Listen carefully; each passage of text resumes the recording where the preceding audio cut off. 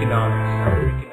I love football, but there's one thing about it that drives me crazy. It's very hard to predict what's going to happen. The Philadelphia Eagles select Donovan McNabb, quarterback, Syracuse University. Now, honestly, it's hard to predict anything in life, especially when there are human beings involved. And professional football players, despite how we think of them as superhuman, they are human beings.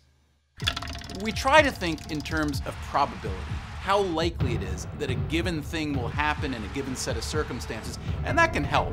But then the human beings step in and your probability just gets sacked. Gonna go down! So if your job is to try to predict how, say, a college quarterback will do in the NFL, and if there are millions of dollars riding on that prediction, my advice is that you might just want to grab a coin and flip it.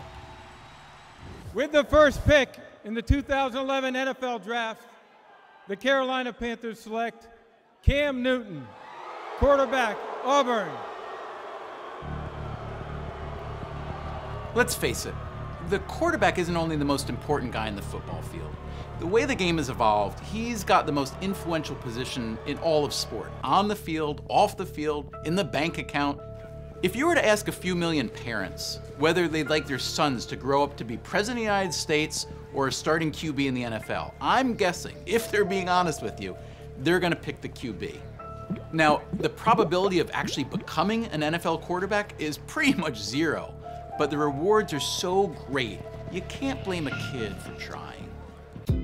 The ultimate dream of every aspiring passer is not just to play in the NFL, but to become a franchise quarterback, the position that's evolved into by far the most important piece in every team's puzzle.